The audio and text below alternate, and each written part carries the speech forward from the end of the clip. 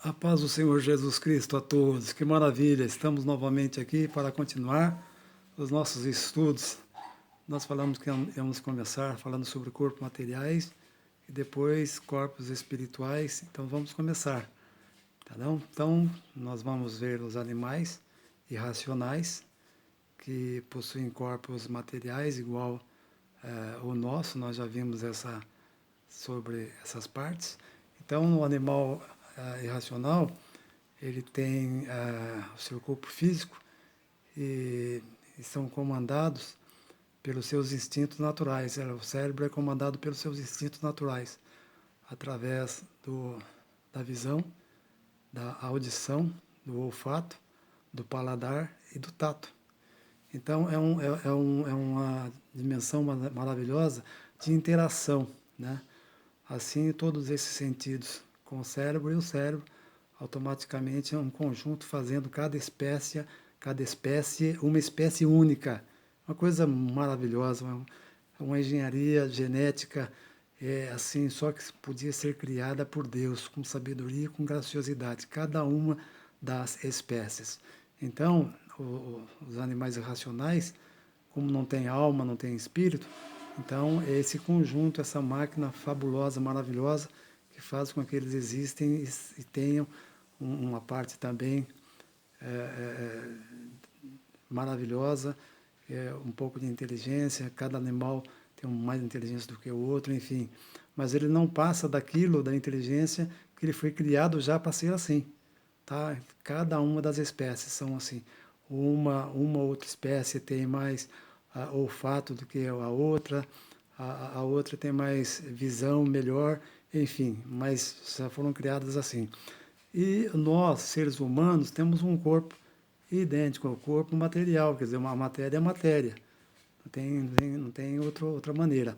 Só que essa matéria humana, todo esse conjunto maravilhoso, não sei se você tentou mudar alguma coisa já em você, não dá certo. Tudo foi feito milimetricamente como está, tá? Então não dá certo. Só que todo esse sistema é junto com a nossa alma, com o nosso espírito, não pode separar, é unido.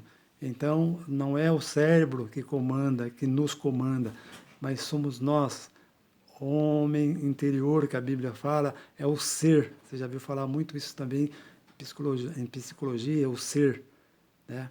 Quer dizer, o ser humano é comandado, o nosso cérebro é comandado por nós, pela nossa alma, pelo nosso espírito, tá certo? Então isso é muito importante, entendermos essa parte, é um ser completo. Você não pode separar. Se você se sair, se a pessoa tiver um arrebatamento de espírito, como já tem acontecido com algumas pessoas, o espírito sai com a alma, porque não pode separar alma e espírito, né? Tem muitas pessoas que consideram uma coisa só, aqueles que consideram também não tem problema. Tem lugar na Bíblia que a alma aparece como se fosse espírito, tem lugar que o espírito como se fosse a alma, e o importante é que é a parte espiritual do homem.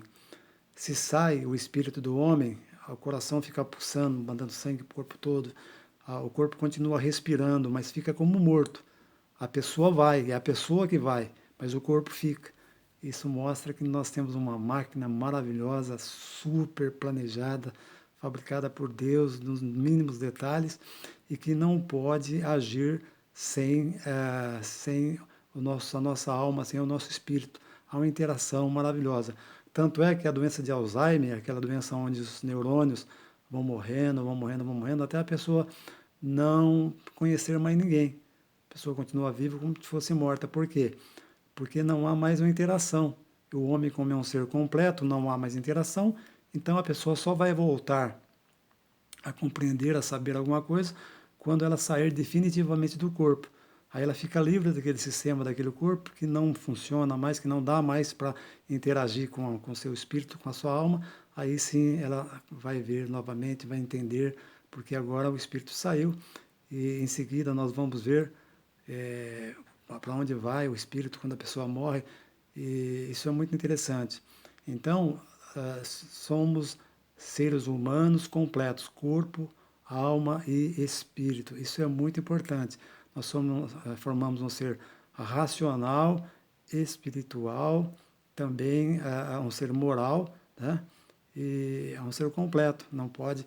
E também individual, cada indivíduo é uma pessoa, não tem como dizer outra coisa.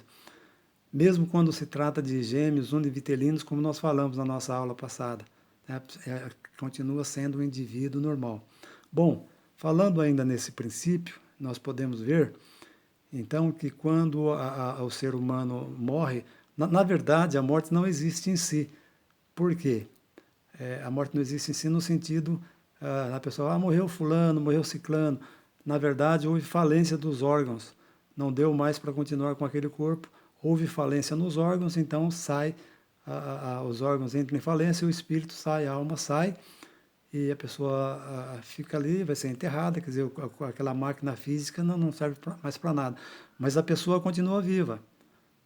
Ela pode ir para... São dois destinos separados. Ou ela vai para o paraíso, ou ela vai para o Hades.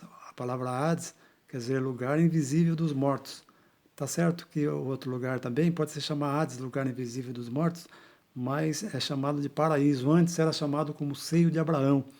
Depois nós vamos ter uma palestra específica só nessa parábola. Essa parábola ela está inserida em Lucas capítulo 16. Lucas capítulo 16, do versículo 19 a 31. É a parábola conhecida do rico e Lázaro. Aí mostra claramente aonde que a pessoa vai após a sua morte, após a falência dos seus órgãos, né? Não dá para usar o corpo, aí a pessoa continua viva. Ou ela vai, então, para o seio de Abraão, para a felicidade, que agora não é mais embaixo. Antes era embaixo e havia um abismo que separava, né? Havia um abismo que separava, mas agora esse não é mais embaixo o paraíso. O paraíso foi levado, desde que o Senhor Jesus veio e ele levou o cativo, esse cativeiro que estava embaixo, e esse paraíso agora é a porta da Nova Jerusalém, não é dentro da Nova Jerusalém, mas é a porta do lado de fora da Nova Jerusalém. Tá? E o Hades, no lugar dos mortos ainda não salvos, poderão ainda ser, vão ficar ali até para passar pelo julgamento final, mas a pessoa continua viva lá também. Entendeu? Tanto indo para o paraíso, a pessoa continua viva, consciente, só não vai ver mais o que está acontecendo aqui. Também quem vai para o Hades, também aguardando o julgamento final, também continua viva, continua consciente. E essa parábola, depois nós vamos ver especificamente a parábola que o próprio Senhor Jesus Cristo contou, os detalhes maravilhosos, ensinamentos profundos, né, em relação a esta parábola. E também nós, em relação agora à morte espiritual, existe também uma morte chamada morte espiritual. Não sei se você já ouviu falar, você que já é evangélico, você que é conhecedor da palavra de Deus, já ouviu, logicamente, você sabe bem o que significa isso. Mas se a pessoa ainda não é estudioso da Bíblia, não tem conhecimentos, então vai ficar perguntando, mas o que é isso? O que é morte espiritual? Eu vou pegar a Bíblia aqui e vou fazer uma leitura. Através dessa leitura bíblica, você vai entender melhor o que é a morte espiritual, tá bom? Eu vou fazer uma leitura aqui no Evangelho de São Mateus, no capítulo de número 8, dois versículos aqui, o versículo 21 e o 22. O Senhor Jesus estava falando, ensinando, e um dos seus discípulos fez a seguinte pergunta. E outro de seus discípulos lhe disse, Senhor, permita-me que primeiramente, vá sepultar meu pai. Jesus, porém, disse-lhe, segue-me e deixa aos mortos sepultar os seus mortos. Olha que coisa interessante. Então, um dos seus discípulos perguntou, olha, eu quero seguir o Senhor, mas permita que eu vá primeiro sepultar o meu pai, porque certamente ele era o filho mais velho, naquela época era o filho mais velho que fazia todos os funerais, aquela coisa toda. Aí Jesus disse, deixa os mortos sepultar os seus mortos, você venha e siga-me. Como? Deixa os mortos sepultar os seus mortos. Por quê? Não eram pessoas mortas que iam sepultar o morto, mas o Senhor Jesus estava querendo dizer, e depois dentro do contexto, um estudo maravilhoso que é feito em cima desse versículo, que pega outros versículos bíblicos, né? nos mostra claramente que o Senhor Jesus estava dizendo que aquele que não quer segui-lo, aquele que não quer ser seu discípulo, porque Jesus disse, né, naquela passagem maravilhosa, no Evangelho de São João, no capítulo 14, versículo 6, Jesus disse no sentido absoluto da palavra: eu sou o caminho e a verdade e a vida. Ninguém vem ao Pai senão por mim. Olha que coisa maravilhosa. Isso tudo no sentido absoluto. Esse versículo só aí dá um estudo maravilhoso, grandioso. Palavras de nosso Senhor e Salvador Jesus Cristo. E dentro desse princípio também nós vemos Efésios. Efésios, no capítulo 2, que nós podemos fazer rapidamente uma leitura aqui. Efésios, capítulo 2, nós temos que ganhar tempo. Efésios capítulo 2, e vos vivificou, estando vós mortos em vossas ofensas e em pecado. E no versículo 5, estando nós ainda mortos em nossas ofensas, nos vivificou juntamente com Cristo, pela graça sois salvo.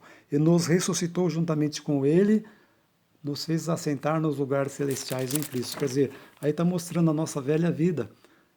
Nós éramos considerados mortos espiritualmente falando. Então essa é a morte espiritual, quer dizer, a pessoa está vivo, é influente, pode ser a pessoa mais rica do mundo, pode ser a pessoa mais estudiosa do mundo, o maior catedrático do mundo, não importa. Ele está vivo, mas espiritualmente ele está morto, porque não quer saber do Evangelho, não quer saber da palavra de Deus, não quer saber das coisas espirituais, pelo contrário, né? Ele quer viver essa vida de uma maneira, assim, de qualquer maneira, vamos dizer, né? E não procura. O próprio Senhor Jesus Cristo diz, lá no Evangelho de São João, no capítulo 5, versículo 39, examinais as Escrituras, porque são elas que testificam de mim, cuidar nela, ter a vida eterna. Quer dizer, você lê a Bíblia, não é a Bíblia que te salva, mas aquilo que você aprende nela é sobre a pessoa do Senhor Jesus Cristo, para que você possa encontrar no Senhor Jesus Cristo a salvação, tá bom? Mas não, é uma outra mensagem muito bonita. Jesus Cristo e a ressurreição, é a ressurreição e a vida, que nós vamos falar mais para frente também. Então, o mais importante, é isso que nós estamos falando, é a morte espiritual. Muitas pessoas estão vivas aí, fisicamente, normal, psiquicamente, funcionando tudo, mas espiritualmente estão mortas, porque não querem saber do Evangelho. Então foi nesse sentido que o Senhor Jesus disse, deixe os mortos, quer dizer, deixe aqueles que não querem me seguir, aqueles que não querem saber nada comigo, né, sepultar os seus mortos. Você vem e siga-me. Então é esse o sentido da morte espiritual. E a morte eterna. Então a morte eterna é uma coisa mais terrível ainda. Nós vamos fazer a leitura aqui, bem rapidinho. Bem rapidinho, deixa eu ver aqui. Apocalipse, capítulo 20, versículo 14. Apocalipse, eu não deixei aberto aqui. Apocalipse, capítulo 20, versículo 14. Diz assim. Apocalipse 20, capítulo 14. E a morte e o inferno foram lançados no lago de fogo. Esta é a segunda morte. Então, a segunda morte, a chamada morte eterna, ou segunda morte, é o lago de fogo. É definitivamente a separação do homem de Deus, separação do homem eternamente de Deus. É uma coisa triste e tenebrosa. Quantas pessoas têm tanto medo da morte, né? Meu Deus, o lugar onde uma pessoa morreu, todos ficam comentando. Tem pessoas que têm tanto medo de passar perto do cemitério, que quando passa, qualquer barulhinho diferente que está levando com ele, ele já fica com medo. Tem um medo da morte física. Mas a morte física, como nós falamos, é apenas a falência dos órgãos. Mas a morte espiritual, a morte eterna, a chamada morte eterna ou segunda morte, é o lago de fogo. É a definitiva separação de Deus. Mas não é isso que você, logicamente, vai estar esperando, né? Vamos continuar, então. Esse é o vídeo número 1 dessa série que nós estamos falando, corpos materiais, corpos espirituais. Vamos seguir no próximo vídeo. Que Deus abençoe a todos em nome do Senhor Jesus.